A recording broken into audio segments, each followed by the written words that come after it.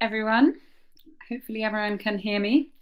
And welcome to today's webinar about the evolution of the Duolingo English Test, responding to the needs of a university sector under pressure. In this webinar, we will share updates from Duolingo on the launch of new interactive test items, as well as new speaking, writing, reading, and listening subscores.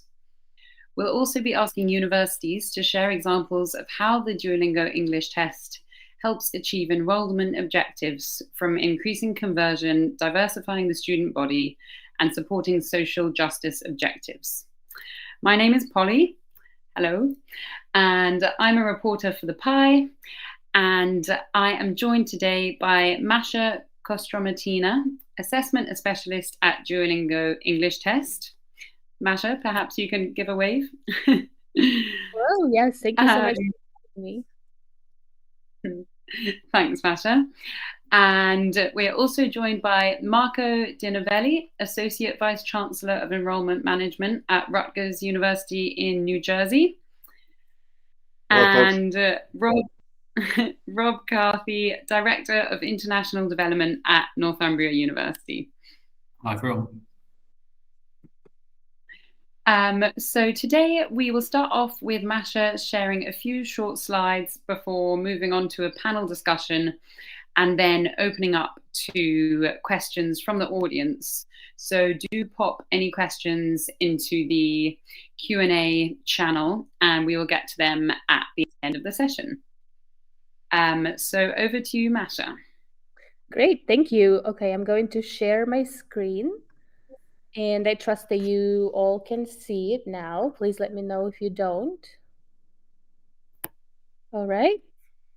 Well, thank you again so much for having me. I'm delighted to join this webinar today, and I want to thank you all for your time. I am very excited to talk today about the 2024 updates for the Duolingo English Test. We have quite a big update coming up this year, so I'll talk a little bit about what is going on exactly and why we're making the changes that we're making. Like Polly said earlier, my name is Masha Kostromatina. I'm an assessment specialist with the Duolingo English Test. And I wanted to start the presentation, my part of the presentation, which will take about 10 to 15 minutes, to talk a little bit about the research philosophy first, because it really motivates everything we do here at Duolingo, especially when it comes to the Duolingo English Test. So we really strive to develop and support the best English proficiency test that's possible at this moment in time, given the existing cutting-edge technology that we have available. And because of this principle, we constantly keep an eye on and utilize developments in the fields of AI, psychometrics, and assessment science, because our goal is to produce a test that's modern and fits the needs of both test takers and the institutions that accept our test. So this research philosophy really motivates what exactly we do and the changes that we implement with the Duolingo English Test. So this year's updates focus on the new item types, some new security features, and new subscores that we call swirl subscores. That stands for speaking, writing, reading, and listening.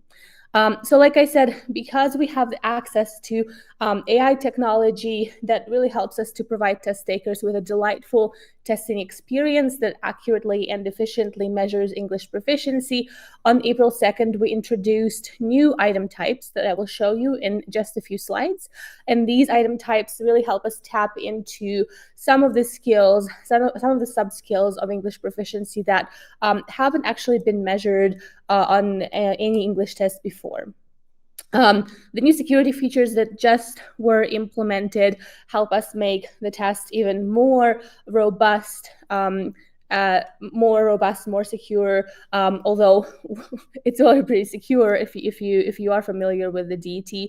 And then finally, the new subscores that we'll start to report in July 2024 will be included in addition to the integrated subscores that we are reporting right now.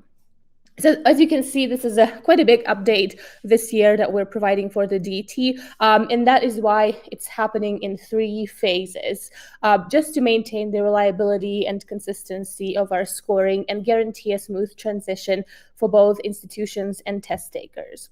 In phase 1, more specifically on April 2nd, we already launched new item types on the test.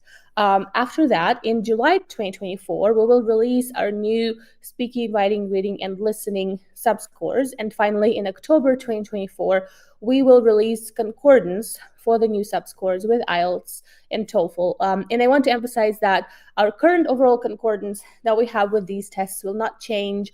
We will only be adding another concordance this time for the subscores. So why are these changes happening in phases? Like I mentioned just now, we want to maintain the reliability and consistency of our scoring and also avoid overwhelming test takers and institutions with all the innovations. So first, we released our new item types after months of piloting and calibration. Every time we launch a new item type on the DT, it doesn't just happen within a matter of weeks or months. It really takes us about a year to first develop the item, pilot it on our practice test platform, make sure that it doesn't disturb the current consistency of scoring, and then introduce it to the test gradually, keeping an eye on the way the scores are still working with this new item. So this happened on April 2nd. Then, in order for us to provide reliable new subscores, the speaking, reading, writing, and listening, we will collect data from test takers who are taking this new version of the DT with the new item types. And this data collection can only happen after the new items were released. And it will take us a few months to collect that data because we do need to have a robust representative representative data set. We will then be able to release the subscores in July 2024 once the data is collected and analyzed. And then finally, as you might know from a recent article that we published in Language Testing, concordance requires meticulous calculation and, again, a robust sample size. So for us to perform concordance calculations and to make those concordances as precise as possible, we need data from test takers who received the new subscores on the DT. And once we collect this data, we can calculate the concordance and release it in October 2024. So let's take a deeper look into those phases, the 3 phases that I talked about. So like I said, on April 2nd, we released the new item types, and I will tell you a little bit more about what those new items look like. So this first and perhaps the most exciting, at least for me, new task is called interactive writing. This is a new writing task that takes place in 2 steps. So first, test takers write for 5 minutes on a given prompt. And then after their initial response, they receive a customized follow-up prompt, usually asking them to expand or explain a certain part of their response. They then address this follow-up prompt by writing for additional 3 minutes. So the way the follow-up prompt is selected is actually by analyzing the themes that test takers covered in their first response. So once the initial response is written, our machine learning algorithms analyze the themes in that response and then select the follow-up item from a pool of reviewed items on the DET. It really helps us to address higher level writing skills like elaboration and increases the amount of writing on the DET overall. It helps test takers to demonstrate their writing skills better and tap into subconstructs of writing proficiency that haven't been measured before, like the ability to respond to feedback, for example, which is really applicable to how writing happens in university settings, for example, when you receive some feedback from a professor, for example, and you need to respond to it by elaborating on a certain part of your paper or expanding on a point. This is not the only writing task that we have on the DT, but this is the new one that we have introduced this year. And the next couple of tasks are those indirect tasks that we usually offer at the beginning of our test during the calibration session when we're starting to estimate the proficiency level of the test taker. You might be familiar with the computer adaptive nature of the DT, so you know that At the beginning, we start with this calibration where we calculate a provisional proficiency estimate, and these quick and efficient tasks like the vocabulary tasks help us do that. So this is the fill in the gaps task that you're seeing on the screen, which is really similar to the existing C test item type. In this task, test takers complete a sentence by reconstructing a damaged word in that sentence. This task helps us to assess test takers' active vocabulary knowledge and their ability to apply contextual cues to use the word in context. It's introduced to addition to the existing C-test item type and contributes to literacy and comprehension subscores currently. And finally, our reading select task that already exists on the DET, we're changing it from one screen containing multiple words to multiple screens containing one word at a time, where test takers need to decide whether the word they're seeing is a real English word or not. And this new interface refines our computer adaptive administration and contributes to a more precise and efficient measurement of test takers' vocabulary knowledge. I want to highlight a couple of important documents that summarize these changes and also just the changes that we have implemented in the past few years on the DET. So the evolution document that you are seeing on the screen will give you an overview of what we have done from 2020 to 2024. And we also have some white papers about the new item types available on our research page. But I also want to move on to, and a quick plug, we also have developed some test readiness materials for test takers, as well as some YouTube videos with the new item types that you can check out as well. But I suppose the more exciting, maybe some would say, change that's coming up with the DT is these new subscores that we are releasing, the speaking, writing, reading, and listening subscores that will come out in July 2024. So these 4 subscores will be introduced in response to the feedback we hear from universities. Beginning this summer, specifically July, we'll start providing these new subscores in addition to the existing integrated subscores. So we're not getting rid of the current subscores that we have. We're adding these new subscores in addition to the existing ones to give you a more straightforward representation of test takers' English subskills. We've always introduced our integrated subscores as a combination of 2 discrete skills. For example, with the literacy subscore, we measure test takers' ability to read and write. With comprehension, we measure their ability to read and listen, and so on. And so it's only natural that our integrated subscores work really nicely with these discrete subscores. They are derived really naturally from the way our existing subscores work. So why do we report both? Why do we keep both integrated and new subscores? So again, I want to emphasize that we're not getting rid of the current way we report on English proficiency. So we still believe that our integrated subscores represent real-life language use. They're also in line with how the field thinks about language use and how the field is talking about language proficiency. For example, the most recent edition of the Common European Framework of Reference also describes proficiency from this integrated perspective. Finally, some programs actually have found these subscores useful in admissions decisions. The new subscores, in turn, add practical value to the DT results. They make it easier to set cutoff requirements and correspond to other test subscores. These particular concepts, like speaking, reading, writing, and listening, are more familiar to users and can provide insights into specific discrete language skills of test takers. For example, at graduate levels, test takers might need to demonstrate speaking proficiency if they're trying to apply for a teaching assistantship. And so those speaking subscores might be helpful in that regard. I wanted to give you a quick glance into what these new subscores will look like. So they will have the same scale as the other scores that we have on the DET from 10 to 160. The overall score is not changing. However, each integrated subscore will be a simple average of 2 new subscores. So for example, our conversation subscore is going to be a simple average of reading and listening. Literacy is going to be a simple average of writing and reading, and so on. These new subscores will not be applied retroactively, nor do we recommend deriving those from previous integrated scores. And again, I want to emphasize that the existing overall concordance with IELTS and TOEFL will not change. So these are the current concordances that we have. Just a quick reminder that they're available on our website, and those are remaining the same. And then finally, in October 2024, we will release concordance for those subscores for speaking, reading, writing, and listening with IELTS and TOEFL, again, to assist with admissions decisions.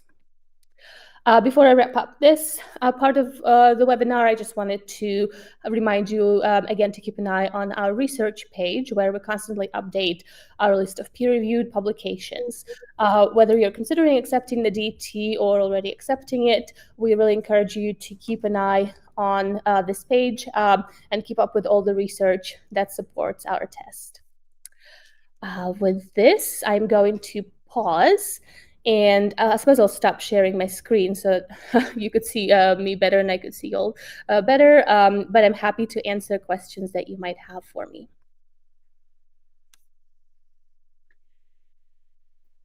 Well, I've got quite a few questions, Masha. And perhaps if other people have questions, do pop them in the channel, the specific Q&A channel, and we can come back to them.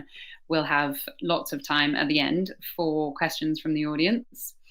I was just wondering if you could explain the reasons why you've made these changes, perhaps what factors you're responding to and what the changes will bring. Yeah, absolutely. There are actually several reasons that I'd probably mention for why we made these changes.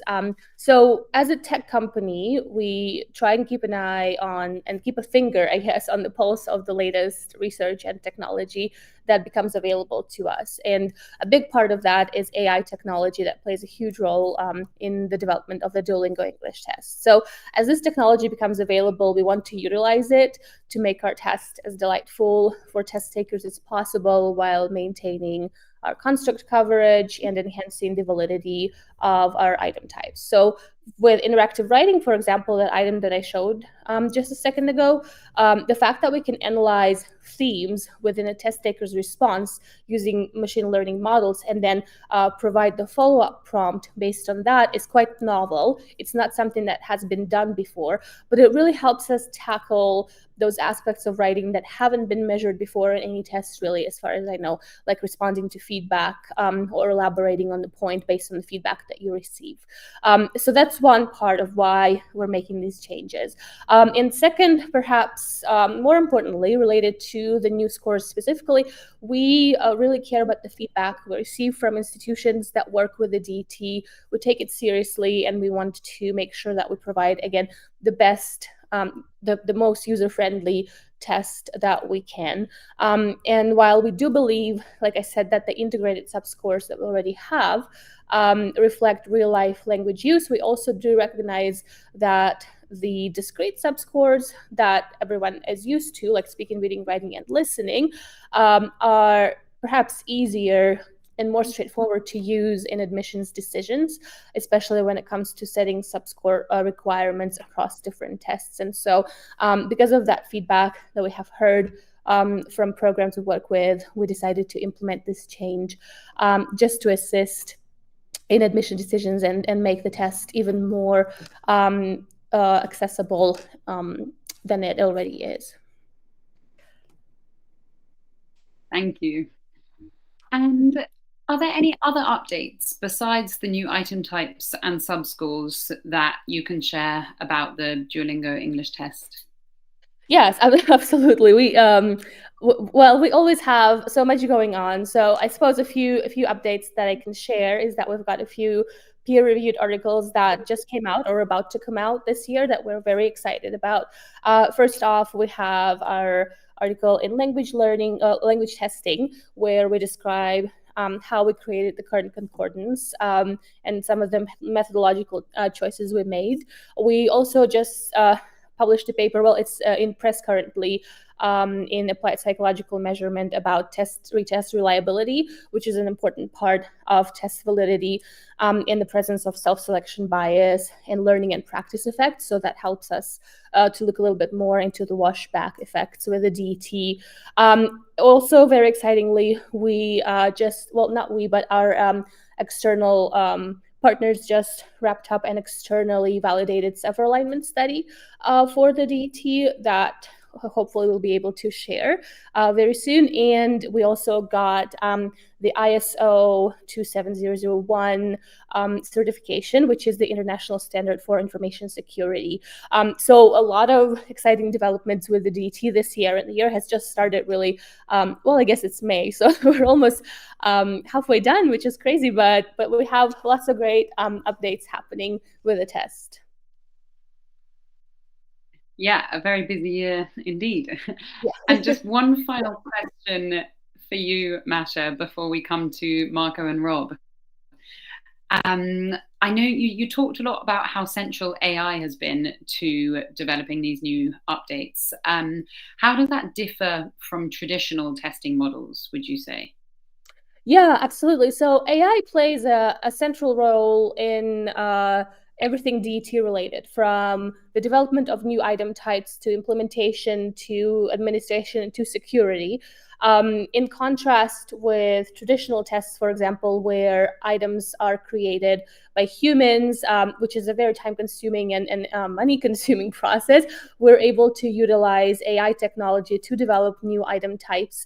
However, I do want to emphasize that wherever AI is used on the DT, we also operate with this human in the loop AI principle. So at every step where we implement generative AI or just AI, we have human eyes on whatever AI produces for us. So, for example, with the new items that we create for the DT, even though they are written by generative AI, we have several rounds of human review, like the quality review and fairness and bias review, where we make sure that the items make sense, that they're logical, that there are no factual errors, that they're not disadvantaging any of the test taker populations, and so on. Same with scoring, even though our scores, everything in the DT is scored using automated models. The models themselves are maintained by humans, and they're also trained on human rated data sets that helps us make the scoring as precise as possible. So these are just some of the examples of how AI is implemented on the DT, which makes us different from traditional tests. And I'm not even mentioning, well, I guess I will mention computer adaptive testing, which is a huge, I suppose, advantage for the DT that other tests have not implemented. So because of the computer adaptive engine that's powered by AI, where every item that the test taker sees is targeted towards their proficiency range. So we don't have to administer items that are too easy or too difficult for that test taker, because we measure their proficiency, their performance as they're taking the test. Makes the test a lot more accessible and a lot more delightful. And that's actually a technical term, delightful. So yeah, that's probably another huge aspect of how our test is different from others, again, because of the use of AI that we implement. Great, thanks, Masha. Mm-hmm. And now to Marco and Rob. I guess what I'm wondering is, what are the positive benefits of implementing single subscores for the UK and US markets? But firstly, perhaps if you could briefly describe where each of your institutions are on your journey with the DET. Yeah, shall I go first on that one? Great, thanks. Yeah, hi everybody. Greetings from a reasonably sunny Newcastle. We are fairly early on in our journey with DET, in as much as we've been using it since 2020, but really for our online programming. But what we have done in the last few months is now brought it online for all of our student recruitment activity. And what I would recommend people go and look at is one of the things that Masha flagged up, which is the evolution document that shows the journey that DET has been on since 2020 to now. Because I think that does tell a really interesting story about the way that the test has evolved. And from my perspective as a recruiter, I've always been keen to use it, but actually the reason I would highlight that document is because that played a big role in the I think the thinking within our language centre that has then allowed us to roll out Duolingo English testing more widely. So I think the fact we've got that there, now is testament to the changes that have gone through the programme, the engagement with the language centre. And so we're now using it across all of our recruitment activities into Newcastle, into our London campus, and through our T&E locations as well. So we're really pleased to be engaging with it. But I think then to pick up the question about the role of Subscores, I guess for me it's a question of complexity. From a recruitment perspective, we're recruiting students from over 150 countries through foundation to PhD level. So on an academic basis, we're dealing with huge amounts of complexity. That's not to say that we can't deal with that level of complexity in the English language testing area, but sometimes you do need to make sure that you've got a common voice and a common language. And therefore, I do think that's where the swirl subscore area is going to make a big difference, because it just allows us then to have a subscore approach and a subscore process that allows us to, I think, to talk in a common tongue across our admissions pieces. So I think it's a good step in the right direction. I think that both of the approaches are going to remain there is important, because it's not so that there isn't space for additional ways of doing this, but I do think we need to make sure that we're meeting the market halfway almost. So for me, that's where those subscore changes really come to play. And Rob, I shouldn't have let you go first. You stole so many things I wanted to say. Here at Rutgers, Rutgers is the State University of New Jersey here on the East Coast of the U.S., about 45 minutes from New York City. I completely agree more. One of the advantages and one of the things I really love about the Duolingo is the English test is that it does keep evolving.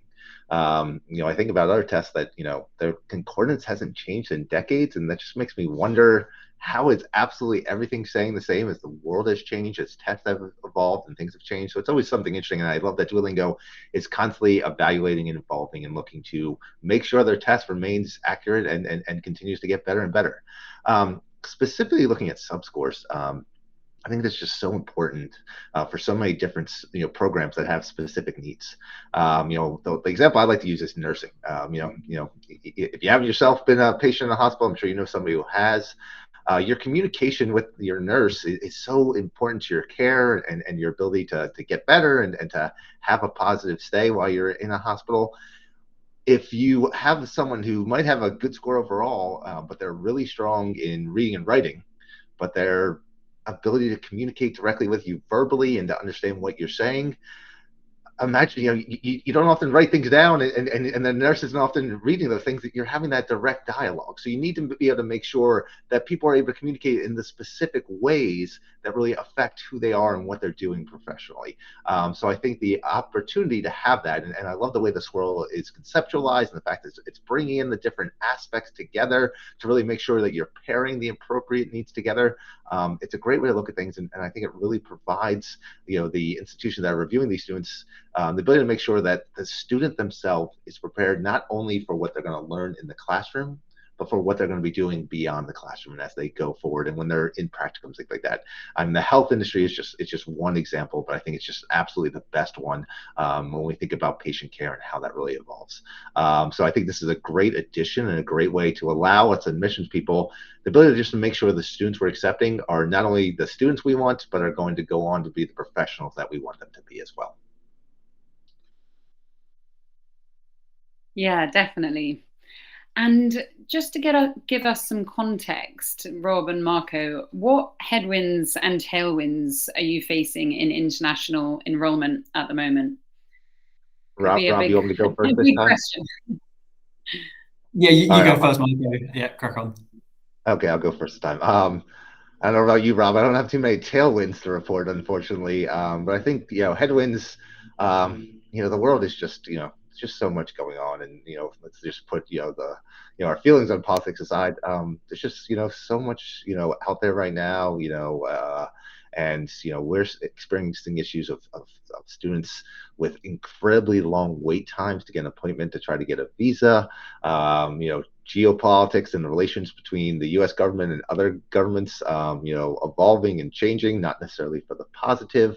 The cost of higher education, we know this and its effect, not on wealthy students who can really travel anywhere and can afford to pay full freight to go to any university, but on many amazing students coming from backgrounds where even if they have some financial capabilities, as higher education is getting more and more expensive, certainly here in the US, I know around the world as well, some students are just getting priced out of the market, and it's just hurting our ability to bring in an international community that is truly representative of students from all over the globe, and really bring in the best and brightest from all over the world. So I think geopolitics, cost of education, and just the inability for students to get a visa, or sometimes even think they'll be able to get a visa. I've talked to so many students who have just given up. They look at the wait times, they say, "Oh, what's the point? I'm never going to get there. Why even bother?" And that's disheartening. The last thing any of us want to see, as people work, and believe in education, is students giving up before they even try. And I think that's just the reality of what's going on right now. And it's just really tough. Tailwinds. Rob, you got any tailwinds, or I'll turn it over to you for any additional headwinds that you're experiencing as well?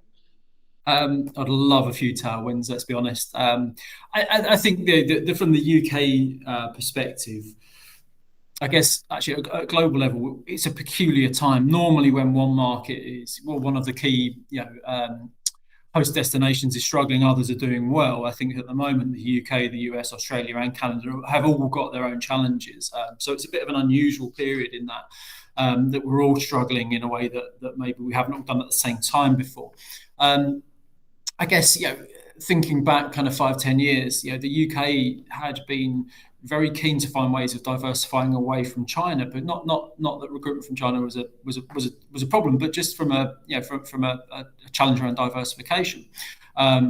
We've had that over the last 4 or 5 years in real growth from India, from other areas in South Asia, from Nigeria and other areas in sub-Saharan Africa, and so that's kind of really boosted the international education sector in the UK. But now we're suffering as a result of both some of the global geopolitics, currency challenges, but also UK government policies as well. The dependent visa change has been a difficult one, and we are currently operating under the uncertainty about what will come as a result of the review of the graduate route by the Migration Advisory Committee and the UK government reaction to that.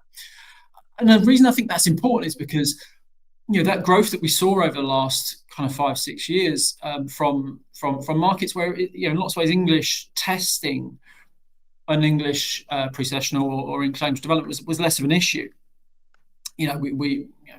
For Nigeria, we know that students have very, very good English. For India, a lot of the time certain institutions will be exempting based on their previous studies. Whereas I think as this continues, and we know that this will continue, it's going to be the UK is going to be, I think, in a difficult place over the next couple of years. Naturally, what will happen is attention turns back to places like China and other areas of East Asia, places like the Middle East, where the demand for post-study options are probably slightly less, challenges around affordability may be less. And therefore, we're back into those markets where English language testing and pre-study English become a much bigger part. And I think that the DET has a big role to play in that, because I think over the last 4 or 5 years, we know that the sector has struggled with the volume of applications, and maybe the quality of customer service hasn't quite been there. Whereas I think we're back into a position where that becomes a lot more important, and therefore having options for students where they don't have to travel for testing and having secure, robust online testing opportunities, I think is going to become more and more important. So, long story short, we would love some tailwinds. We would love some real positivity to flow in. But actually, I think the UK is struggling in a different way from where Marco and the US sector is, but some real headaches nonetheless. And I think it's then back to how do we make sure that every single student journey is delivered and managed as effectively as possible to make sure that we're really prioritising that student journey. Yeah, without a doubt. And Rob, you sort of touched on this, but how does the DET help you both achieve your enrollment goals? So from conversion to diversifying the student body and supporting social justice as well. Yeah, I think we're reasonably early in that journey, so I don't have a fully formed answer to that. However, what I would say is the way that we like to use some of our English testing is to support students in terms of as a conversion tool. So that it's something that we would provide rather than saying to students, right, you need to go away and take this test. We'll say, as a Northumbria applicant, we will support you in your journey by providing this test and making sure that they feel that nurturing track as they're with us. So that will play a big role in places like China, where we know that testing is there as a requirement, and we know that those kind of ways of enhancing affinity to their institution is going to be really, really important. So we're not saying could just go off and get a test and come back to us. We're saying we'll help you through this journey. And for us, that flexibility and that way of working with the DET team allows us to do that. From a diversity perspective, there are certain scholarships that we're active in. There's certain work around being a University of Sanctuary that allows us to use testing to support students as they're making their journey to the university. And around on that social justice piece, I think the piece for me is, as I touched on in the previous answer, robust and secure and reliable online testing goes a long way to then moving away from that sense that in order to get a robust and reliable test, you have to go to a test centre, sit a test, be examined in that way.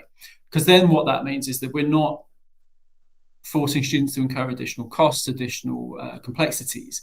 We know that undertaking the journey of international education is fraught with lots of costs and lots of administrative hoops and burdens that students will need to go through. If through English language testing we can minimise some of that, then absolutely we'll make sure we do that. So for me, there's a really big conversion tool. There's a really big role that this testing plays, but there is also that role of smoothing out and easing some of that student journey that I think is really important for us at Northumbria University. Rob, I mean, you hit on so many great points there. I don't want to duplicate them. The one thing I want to add, certainly, helping with, diversity and bringing in students from different countries who might not have as many testing centers, that's certainly something important. Another thing is we've had many students who took a test at a testing center at a different test. I'm not going to say names or anything, but took one back in like November. Submitted their application by our December 1 deadline. We reviewed them in January, gave them the decision, admitted. Everything looks absolutely wonderful. They're perfect. They're admitted in February. And then as late as last month, students who had taken tests in November, we started receiving cancellations for. So we're talking 5 months later, a student's canceled. We struggle to find out why, and we actually try talking to the testing centers, and we also talk to the students, and a lot of times it winds up being someone in my group was caught cheating or did something wrong. Student swears they had nothing to do with it, and again, you got to trust students. Big thing, believe students. But now we don't have a valid test for that student anymore. We don't have a valid score, and that's concerning. But so what can you do? Well, with the DET, you can get a score, in just a couple of days, verified, checked, good, confirming the results of that previous test, and really allows us to keep that admission for a student, where in the past, going back before the DET, we rescinded, admission because the student lost it, and they might be rushing, doing everything they can to try to find a test center that has an open space and not able to find one, and then we can't have them come to university. And again, so often it is absolutely of no fault of the student. They did nothing wrong. They just happened, as we've said in the past, be in the wrong place at the wrong time. And then that student is, receives, bad news, no longer in admission process, and quite frankly, they might not have applied anywhere else at that point. They, had everything locked in. They knew where they were coming to Rutgers. Everything was great at that point, and now suddenly that's gone. So that ability to make up for that, to get a student a score, a valid score that, as Rob mentioned, we trust the security, we trust the tests, we trust the scores, we know what they mean so quickly, can really solve and eliminate problems that pop up for students so quickly, certainly at the very end of our processes. And it's the last thing we want is a student to lose their opportunity. A student who's really interested in joining us to suddenly no longer be able to come because their test score was canceled. So I think that is just something that is just so helpful. And for us, especially, as we're trying to make sure we bring in our class and we fill every seat, we don't want to lose those students because we can't suddenly get extra students. And we may have, already canceled our wait list sometimes by the time we are getting a test cancellation. So I think that ability to get a score so quickly just really allows us to have a student, get the opportunity to make up for something that, fell through for them at the very last minute. Yeah, thank you, Marco. And that actually leads me very nicely onto my next question, which you covered a little bit, but I wanted to ask, how do the limiting factors of traditional testing affect you? So you brought one up there, but do you have any more factors there, Marco? Yeah, traditional testing, it's just not. It has some value. I'm not, and you certainly get a score that can be important, but there's so many things that go into it. A student signs up for a test date, they have to get to that test center. Rob talked about this. How easy is it for them to get there? How much does it cost them? Is their family having to scrape every dime together just to get them to that testing center? Whereas, what if that, what if the family saves all this money, puts everything together, really, makes it happen for the student, and then they happen to get sick the night before, or they're just, that day they just happen to have a bad day or whatever it may be. That's a frustrating thing. That's something that really can, really dishearten a student and really sets them up for failure when it's a great student who maybe, if instead of having to try to figure all that out, can sit at their home in their comfortable chair in their room, hopefully, where they feel their best, they're able to do their best, they feel confident in themselves, can take a test right there, and still in a very secure environment, and really just perform at the level that they really are at when it comes to their English proficiency. That's what is the ideal situation. That's what the DET allows for that you would not get at a traditional test center. So to me, it's certainly not just about the money and the savings. It's about making sure a student is able to be in an environment that allows them to do their very best and show their very best, because we know for a lot of them, this is high stakes.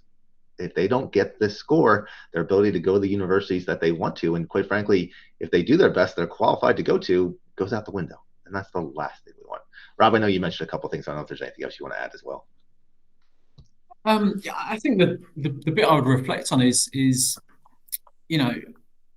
the period the period during COVID, where we had that real challenge of that traditional process of students going to a test centre.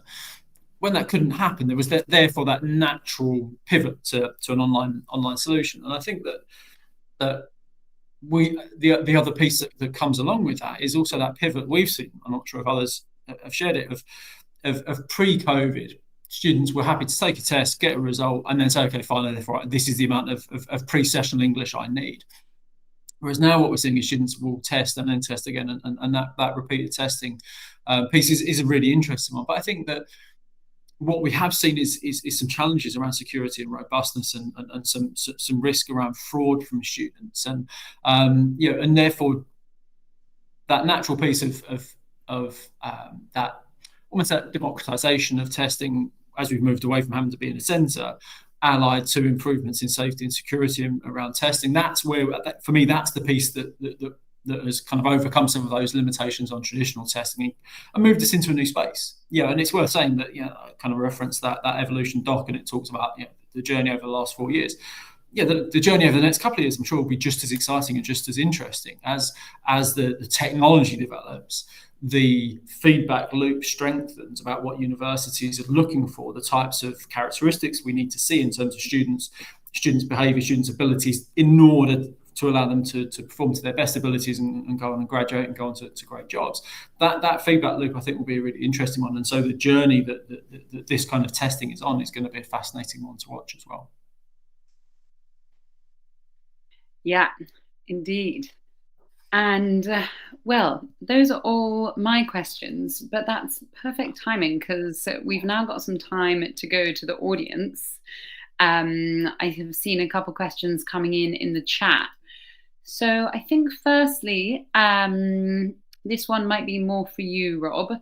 If the UKVI or Masha, if the UKVI doesn't accept DET as a valid test, how do you use it to admit students?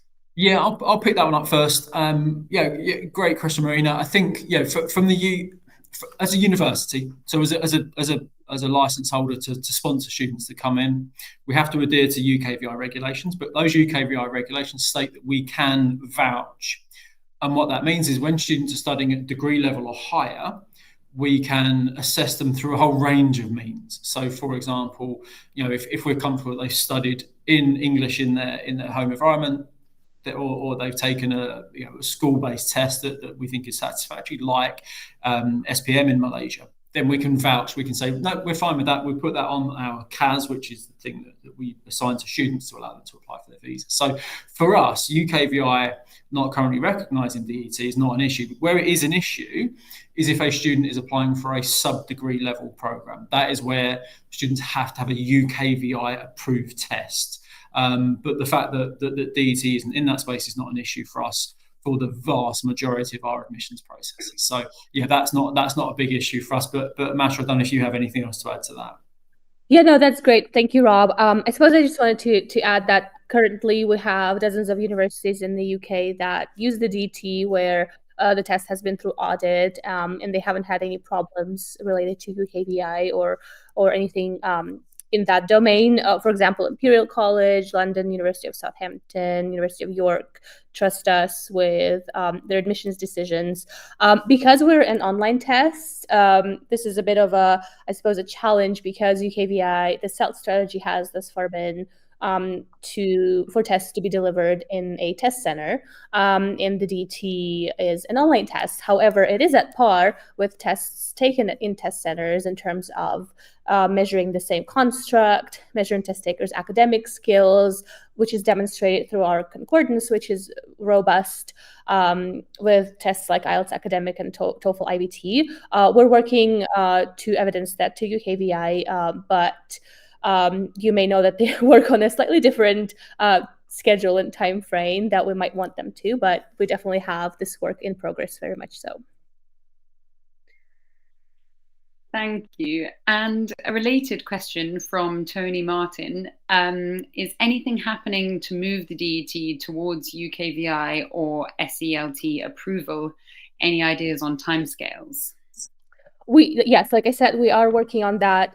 The time frame doesn't depend on us, right, necessarily or solely on us. It really also depends on the way UKVI works. We are in process of getting that work done, getting the DT approved. But again, the timeline is really mostly out of our control at this point. Yeah. And another one for you, Masha, from Paloma Franks. How do you gather feedback from institutions? Yeah, like I mentioned earlier that we really care about getting that feedback from organizations that use the DET. And so there are several means that we apply to get that feedback. First of all, we've got our annual survey that we send to our target audience, to the stakeholders, where they can share their experience using the DET. In the UK specifically, we've got an amazing team of institutional engagement professionals, Tamsin and Lee. You might have met them, but they're highly present on the ground, meeting with universities, organizing and hosting open houses in the UK. We also have representatives from UK universities coming to Pittsburgh for open houses, where again we are able to interact and hear some of the thoughts the stakeholders have on the test. We also have a network of alumni who have been through our Pittsburgh open house. So we call them alumni. So like, they almost like completed a DT introductory course, like DT 101. So we keep in touch with them in the UK. And we recently formed an advisory group in the UK, which includes representatives from admissions, recruitment, immigration compliance, English programs, and university leadership. That also helps us get some insights into the public perception of the DT, the face validity of the test. And these are just some of the means of gathering feedback that we try and implement. Great, thanks, Masha. And actually, related to that, you might have seen the turquoise box at the bottom of all of your screens. If you actually want to schedule a call with Tamsin or Lee, you can do so by following the link there at the bottom. I'm sure they'll be happy to answer any more questions you have. And another one from the chat from Naveen Kumar asks, is DET slightly easier than IELTS or TOEFL, or is it just in our heads? Thank you, Naveen. Well, I think it's just in your head. Just kidding, but not kidding. I think there is a perception of the DT being an easier test because it's computer adaptive, it's shorter. And so I think the kind of like the immediate reaction that we get from some of the users that might not be familiar with the technology and the science behind it is oh wait, but this test is short. Like how is it possible that it measures the same skills as those other tests? So like I mentioned before, thanks to the computer adaptive system, computer adaptive administration, we make the test accessible without losing the validity and reliability of the information that we get from test takers. So each item type that we implement on the DET is strategically selected and strategically developed to retain that accessibility while collecting as much information as possible about test takers' proficiency. So, for example, a recent paper that we are about to publish, it's actually in press, is about the writing tasks on the Duolingo English Test and how they compare with the writing tasks on, for example, IELTS Academic, which are longer and perhaps more academically looking. So in this paper we compared the length of DT tasks, which are shorter, and then those IELTS ones, and we actually found pretty much comparable validity and reliability for the task types, meaning that we don't need necessarily to offer or to make test takers sit there and take the test for 2 or 3 hours, and we can collect just the same information as we need in a shorter amount of time without losing that accessibility element and still be an effective measure of academic proficiency, which again is demonstrated through the validity research that we've been doing, through the concordance study that we did with comparing IELTS and TOEFL subscores with the scores with the DT scores, and just the results that we see with institutions that use the DT, where students are able to complete coursework just as well as students who came with other tests. Thanks, Masha. And one for Marco and Rob. Is there anything else you'd like to see implemented in the future to help you meet your objectives? I mean, nothing springs out. I mean, the key things for us at the moment, obviously, I think the swell subscores are a big step in the right direction. I think, I understand the questions around the UKVI approval, and that's something that isn't critical to us. I think it would. It would be another kind of tick in that box, but I think they're the key things. It's about accessibility, it's about reach, it's about understanding and awareness. So for me, the other side of it would be more institutions recognizing it, and that again back to that virtuous circle, that the more use it gets and the more awareness it gets, the stronger and hopefully the more robust it gets as well. Everybody benefits in that situation. Yeah, and I would just piggyback on that to say, Masha, you're talking about it. Some people are hesitant, or just they want to see, more publications. They want to learn more about the validity, and I know, the folks at Duolingo are doing, everything they can to get more of those out there, and I think that's the key. And I get it. Academics, their publish or perish is what we always hear, and they want you guys to keep publishing, and I think the more you do, and questions about, whether it's easier and all go away when there's more and more data that's out there. So we're excited that that's going to keep coming, and I think that's the most important thing. Yeah, thanks, Marco. I'm actually curious. You've been using the DT for years. Do you see? Would you say that the DT is easier, or how does it compare with those other tests in your experience? Again, the thing I always try to remind people is if we're accepting the test, we believe in it. And again, we all set our cut lines and everything like that. To your point, Masha, we have seen no discernible differences depending from one test to another. It doesn't mean DET versus IELTS versus TOEFL.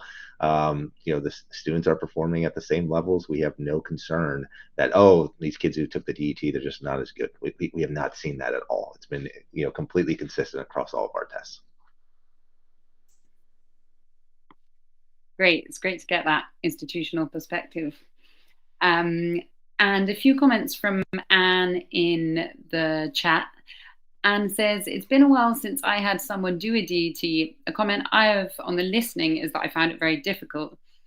And then difficult in that the pronunciation was not easily understandable for a British English speaker or listener. Is there any individual feedback on individual sections? So we do provide feedback at the end whenever the test taker receives the results. We provide feedback related to how they did overall on the test, and also aligned with SEFR what skills they demonstrated. And then for each subscore that we report, we give some feedback on how they did in terms of, for example, their conversation skills, their comprehension skills, and so on. In terms of the listening tasks, they are, and I suppose the accents that I used on them, we recently did a study that actually I was a part of, where we offered the DT tasks to test takers from different populations, including some world Englishes, like people taking tests in India, in China, and Korea, and also British and American English, people who are used to British and American English. And we didn't really see any difference in test performance based on familiarity with a certain accent. So this makes us confident that overall, on a large scale, we're able to tackle the listening skills no matter what familiarity someone might have with whatever variety of English. We also keep an eye on how the scores and how the tasks perform 24/7 through our quality assurance platform called Aqua. So we're able to see if there are any deviations in the way the scores are distributed in a certain region, for example, that might be more accustomed to one or the other variety of English. So we're not seeing any of these trends, which makes us pretty confident that overall the test is accessible to students no matter what variety of English that might be used to. Great, thanks, Masha. Well, I suppose we only have 1 or 2 minutes left, and we've answered all the questions in the chat. So, our speakers, do you have anything else you'd like to add? Any burning points you'd like to share? Don't think so. No, not from me. Just thanks everyone for joining us. Yeah, thank you so much. Yeah, well, I'd like to echo that. Thank you, everyone. And I hope you found this an informative webinar. So thanks and goodbye from all of us.